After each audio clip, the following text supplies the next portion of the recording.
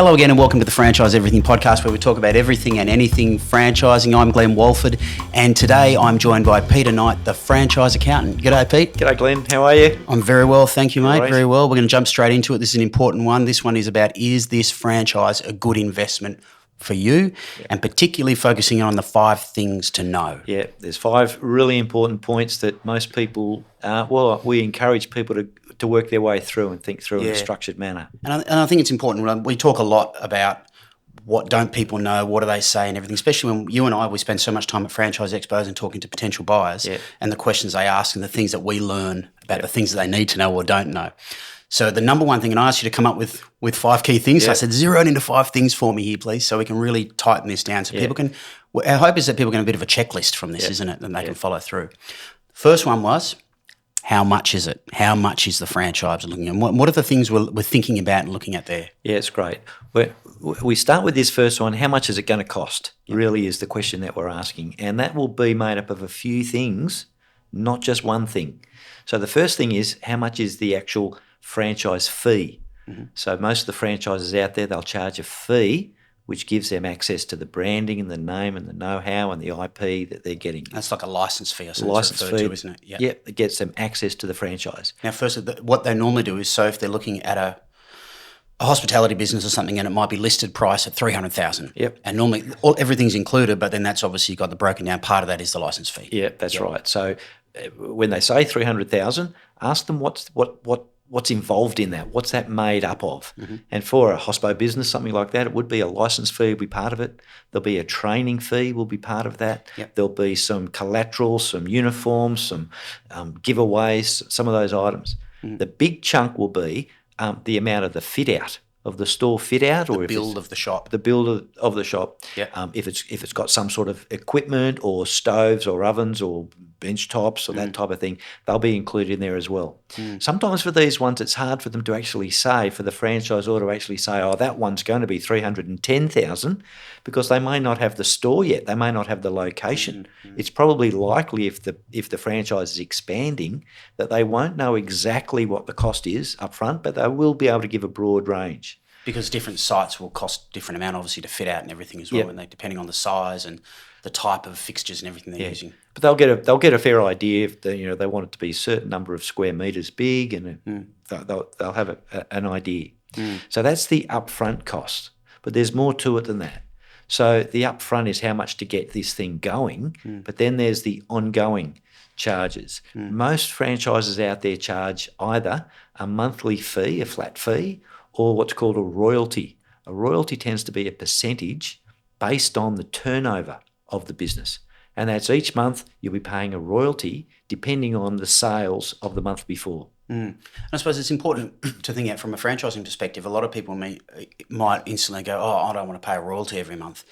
But you're actually paying for that brand, for all the know-how, for the support and everything that comes with it, aren't you? It's not just a royalty for just a typical, just give us 7%. Yeah. You get something for it. Exactly right. And it's an ongoing fee that allows the franchisor to continue to develop and improve their process. So there's an ongoing benefit to the franchisee. Excellent. Okay, so the second one that you came up with was, as we move along, was how much can I earn? How much can I earn in this franchise, which is the $1 million question, really. Is this the question we get asked every single time? I think those first 2 questions, how much is it and how much can I earn, are the 2 most popular questions that we ever get asked at a franchise stand. I can imagine. Yeah, how much can I earn? And no one is going to answer that question. No. A franchise model, if it's out there for sale, if they're selling franchises, the whole idea of a franchise is that it's a proven business model, that it works. This is not where they're test driving. They don't want you to be a guinea pig.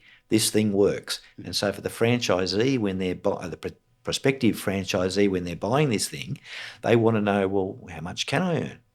The issue will be that the franchise model works. If you follow the process, you will be able to make a living from it.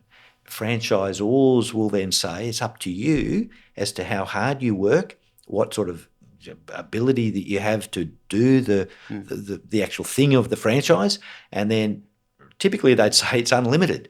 How much you can earn is up to you. You also check that the business has the ability to allow you to employ staff or to grow the franchise. If it's just you, well, then you can only do as much as you can do. Yeah, as many hours as you Number can. of hours a day, I mean, weeks in the year. So a typical thing would be like a man in a van or person in a van driving around doing stuff. There's only one person. Only one person, and only so many lawns they can mow or pools they can clean. So there's a limit on that. Yeah. So you want to make sure that you've got the ability to employ staff or use contractors to be able to provide more services. So in the how much can I earn thing, I know that there's clearly quite a difference between what we'd refer to in franchising as existing or greenfield, and greenfield being a brand new location. Yeah.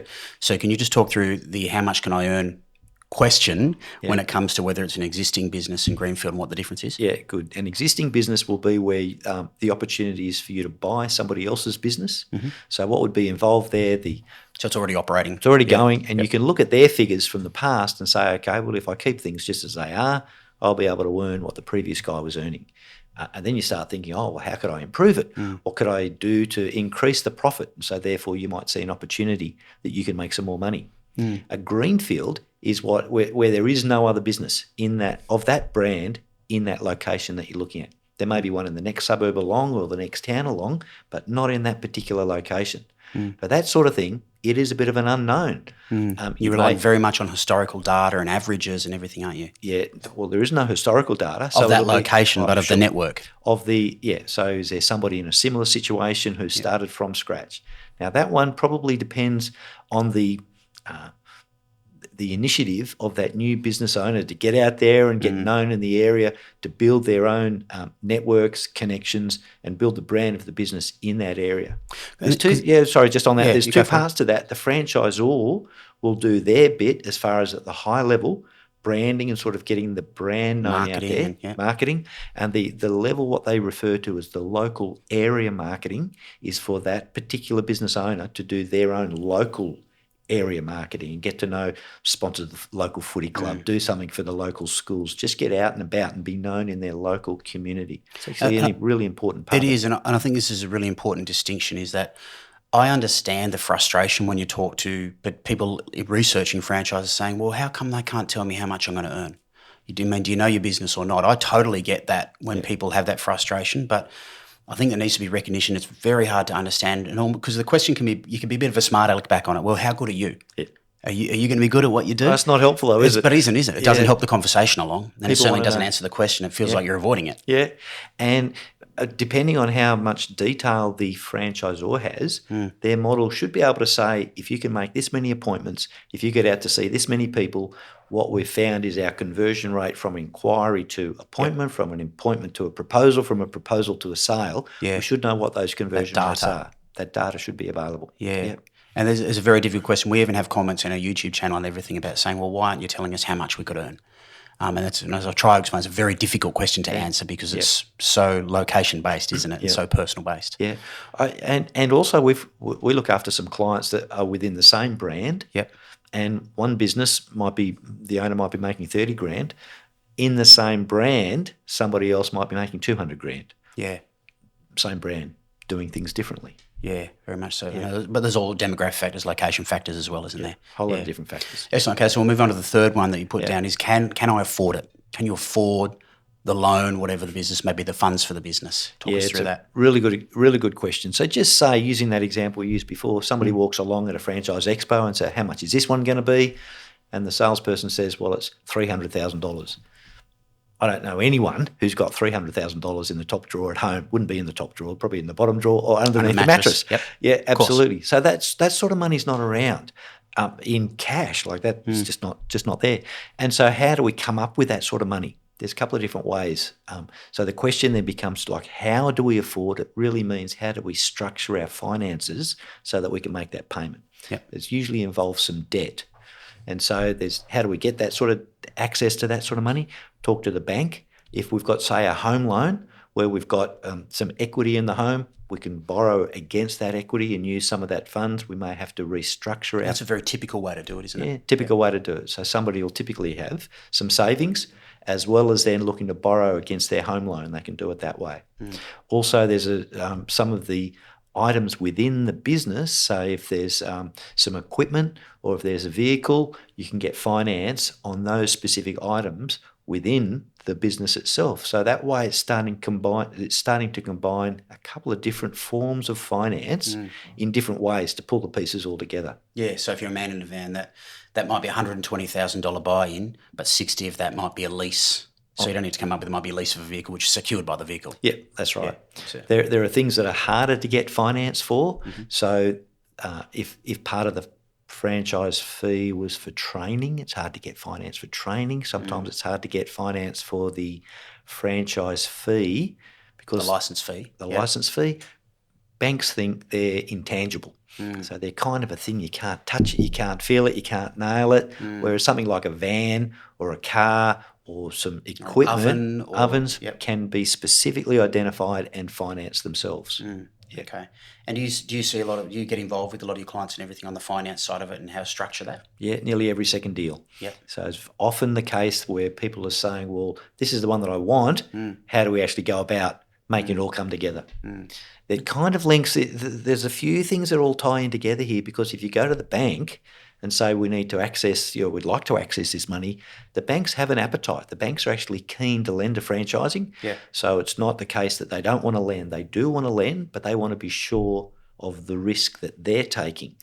Part of the way to satisfy that or reduce the risk for the bank is to do a cash flow forecast or a budget to show or an expectation of what the next 12 months is going to be. And that's where all those two things beforehand really come into it. Or come into the top it. of the list. Yeah, and that's where a franchise accountant comes to play as well, where knowing what the business looks like and what an understanding of what the future might look like is important. We've seen plenty of situations, and I've heard bankers talk about this, in not a good light, where a forecast for the future, they'll see a straight line. We expect sales to go like that, or we expect expenses to be like that. That's not reality. Reality is business goes ups and downs, and most businesses have a season. There'll be a busy season and a slower season. They need to be factored into the forecast as well. Okay, that's good. So the fourth one that you came up with, that I think is probably one that gets pushed aside quite a bit for people, is it a good fit for me, for my lifestyle and family, for where I want to be? I think a lot of people can't. Everyone thinks they're going to love everything they do. I don't think people can't get their head around. Can you talk your way and your approach through those sorts of things? Yeah, thanks. We think this is one of the most important questions. Will it actually work with my lifestyle? So if many people we see are going from a job or employment into a situation of running their own business, so different. So if you've got a job, that means you're going to have set hours of working. You're going to have your leave it all at work and go home. Leave it all at work. You're going to have your superannuation taken care of. You're going to have annual leave. You have public holidays where you don't actually have to go to work. Very different from running your own business. And if it's a greenfield, you're starting from zero. You've got to build this thing up. So then, while the family can be excited about the idea of going into our own business, it does need to have a family conversation about, well, how will we actually get through those first few months if there's cash flow pressures on us to make sure that we can pay the mortgage, we can pay the school fees? What if we've got a holiday coming up at the end of the year? Can we still afford those? And what's our life going to look like? What's our daily life going to look like? Yeah, they're important factors that need to be considered.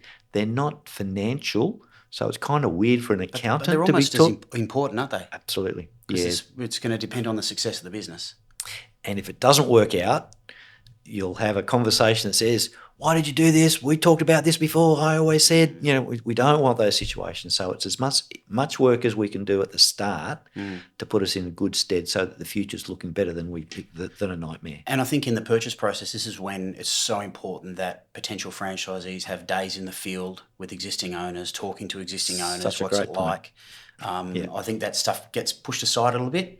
Like I'm actually quite heartened. I've spoken to a number of franchise owners recently in podcasts and everything, and have they're successful ones, and they've said, I spoke to 5 franchise owners. I spoke to one the other day who flew to Sydney to watch a franchise in action, who went up to Brisbane, who spent 2 years researching to make sure, is this the right thing for us? See, that's a good commitment to make, to actually go on site. It's one thing to talk to as many as you can on the phone, and that's fine, although just imagine somebody rings you up out of the blue and they're saying, I'm thinking of buying into your franchise.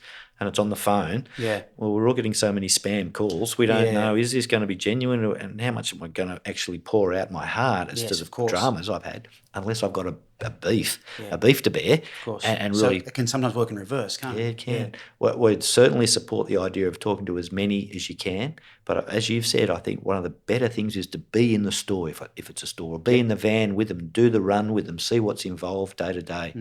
And then that shows you not only what's happening there, but allows that person to then picture themselves in the driver's seat. What would it be like for me to be doing this? Excellent. I think it's super important. So the last one that you came up with, the fifth one in the 5 key things, is a franchise a good fit for you, is and I almost forgot it there.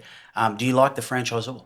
Do you trust the franchisor, or is the franchisor a person you can get into business and work with? Yes, so the key word there, it's the person you get into business with. So we see many times, we've seen people, you and I have seen them when they go into a franchise expo, they're looking around and all the big brands are there. The brands have done such a great job of having us fall in love with the brand. But at the end of the day, you're dealing with a person. So what's it going to be like talking to that person on a day-to-day basis, on a regular basis at least? You're in business in a franchise relationship. There's a contractual obligation between you and the franchisor to work together in good faith, benefit for all. So that's fine. Do I like this person?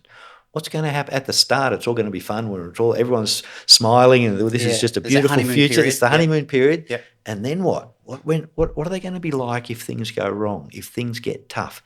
And if it's things that are outside everybody's control, like the floods or the bushfires or the economy, where none of us individually can do much about it, what's the level of support going to be like at that point? How much will they be there? What sort of, how will they help us through this? That's a really important one. And these are triggers for importance. As bad as those things are, when those sorts of things have happened for a potential franchise owner, it's very good to ask, like, for example, flooding in Brisbane or wherever it is. So, okay, you had 5 franchises in Brisbane. How did they go? How did you support them? What was their experience like? Yeah, that's a great example. Yeah, even through COVID. What happened through COVID? Both of those are great examples. You'd be wanting to ask those questions. Absolutely. I know there was one big franchise where the franchisor's support office went underwater up in Brisbane. Yes. Yeah, I remember that. Ironically, a pool one. It was a pool franchise, yeah. But yeah, that's the point of it. But I think it's so crucial because those events like COVID, flooding and all that sort of stuff shows a track record of performance and commitment, I think, from a franchisor. How did you support your franchisees during it? And, you know, it's a case study. It's a case study there, and the banks are interested in that as well. Yep. If they know that the franchisor will be there to support the franchisee, it helps reduce their risk on that loan and gives more likelihood of advancing that loan. Yeah. No, it's thing. So I think these are questions to ask franchisors. I think broadly that last point we make there about do you trust the franchisor, you know, probably when things go sour, you always look back in any relationships we've ever had in life. You always look back and go, that was a red flag there. Yeah. Remember that? And we were so keen on it, we just went forward. Yeah. And linked in with that together, I think, is this one of the hardest things at all. So often the decision to buy a franchise is an emotional decision. It is. So as much as we can, try to separate that and try to make it as much logic or remove the emotion and falling in love with this idea of buying a franchise. And that cafe or that donut shop or whatever they want. Yeah, always wanted one. Always wanted one. And the romantic notion of owning my own business. Yeah. If you haven't owned your own business, it's a bit of looking over the fence and saying grass is always greener. Yes. There's many that are running their own business now saying, looking back at corporate life and saying, was it really so that bad? Yeah. And that's totally fair, isn't it? It's totally fair. It's just about going in with the eyes wide open, isn't it? And I think I always talk about in franchising, people not making so many assumptions. Stop assuming that just because it's that brand that everything is fantastic. Do your research. It doesn't mean it's bad, but do your research and make sure you've got all bases covered. Yeah. Excellent. They're 5 key things, mate. Thanks for that. That's great. Right, thanks, soon. And that's it again for the Franchise Everything podcast. If you like this sort of stuff, please subscribe, share, get all the content out there. To be much appreciated. It really helps the channel and the podcast. And I'll catch you again in the next one soon.